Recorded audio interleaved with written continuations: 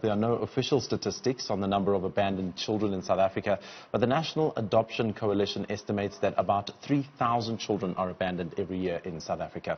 There are growing concerns about the increase in the number of babies abandoned since South Africa went into lockdown. Robyn Wolfson, a child protection advocate, joins us to chat about some of the systematic issues and how the situation was exacerbated by COVID-19. Robyn, thank you so much for your time and thank you for joining us on Weekend Dawn. What do you think may have exacerbated the child abandonment rate during lockdown? Well, what we know about abandonment in South Africa is that it is highly related to poverty issues and also to gender-based violence. So we know from a lot of research that's happened during lockdown that poverty has increased, and there's also been an increase in gender-based violence. So I think logically we would be able to say that abandonment would be increasing. In addition, what we've also seen is that baby homes are showing an increase based on their 2019 rates. So what they're saying is that there's definitely been more intake of babies. And following the media, there have also been some tremendously sad stories that we've seen of babies that have passed away as a result of abandonment. We also, interestingly enough, got some statistics from the Department of Health in Gauteng saying that 118 babies had been abandoned in their hospitals alone. So even from informal, and these are informal statistics, unfortunately, as you mentioned in your intro, we don't have specific formal statistics regarding abandonment in South Africa. But even from informal polls and surveys from the media and from these baby homes, we can see that there has definitely been an increase in the rate of abandonment in South Africa. Why is it that there isn't an official statistic in terms of numbers? Is it that organizations are just not reporting that people are abandoning their babies?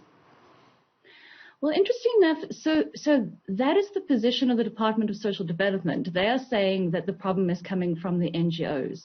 But this has been an ongoing problem with regards to abandonment for many years. So for the last 7 years, from what I'm aware, since that study took place that came up with the result of 3,500 children that survived abandonment, and it's very important that we say that those are children that survived abandonment. We know that the number of children who don't survive abandonment are actually greater than the number that we find alive.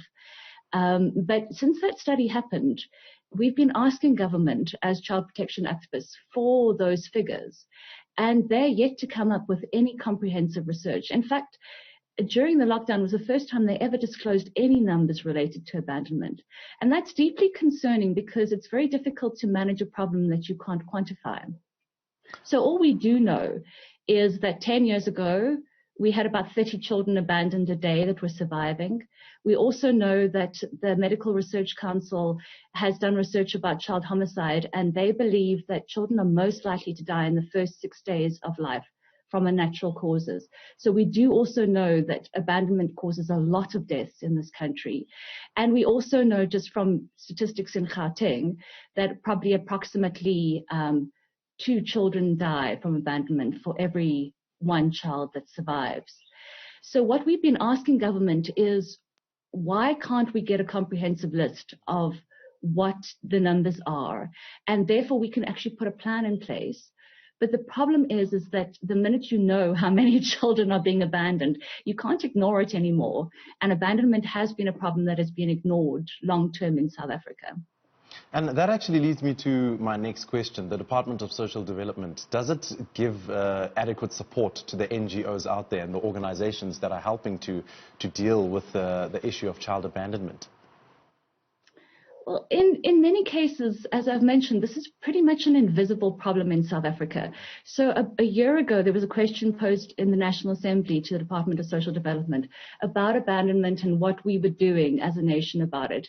And their response was very weak. It was pretty much, well, we're just using our child protection strategies, and women can get advice that they must place their children into the child protection system. But that's not what's happening on the ground.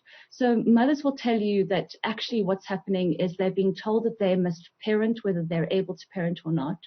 And one of the things which has been really interesting is we've seen an increase in the number of older children that were abandoned during lockdown. And in a lot of those cases, the moms have said that they tried to place their children into child protection at the beginning of that child's life, and in many cases struggled for years to be able to parent that child, and then eventually abandon them older. And I mean, any abandonment is tragic, but the abandonment that we saw over lockdown, which was the abandonment of a 2-year-old little boy who was placed in a dustbin outside of a hospital, that is just beyond heartbreaking.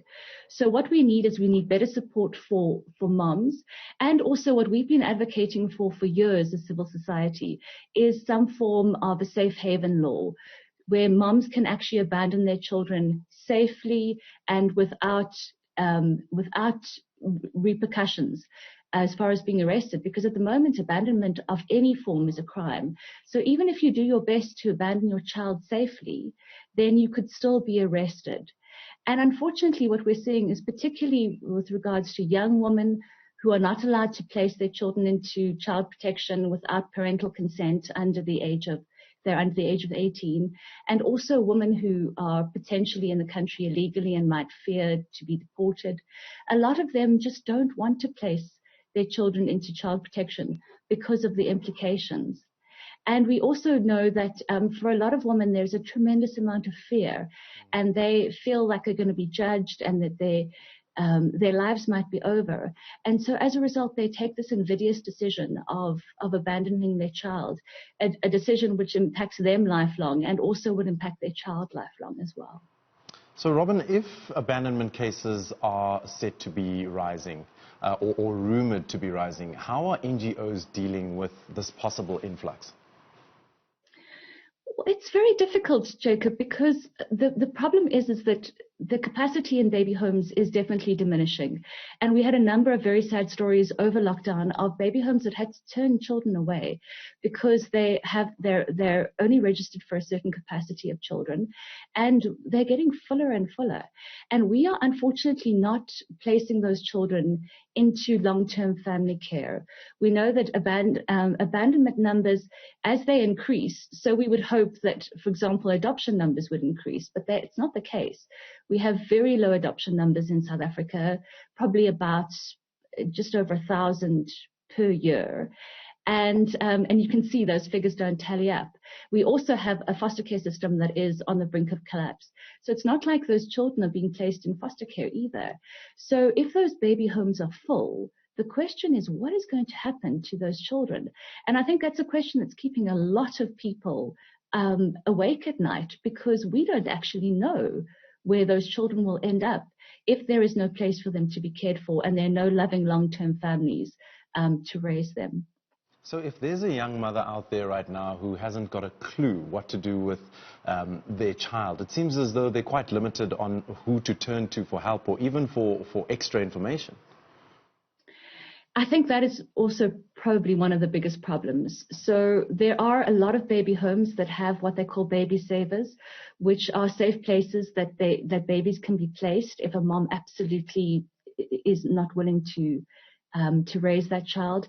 But even baby savers are last prize for us. What we want is, if a mom is desperate, we would like her to be able to approach authorities and place that baby into child protection.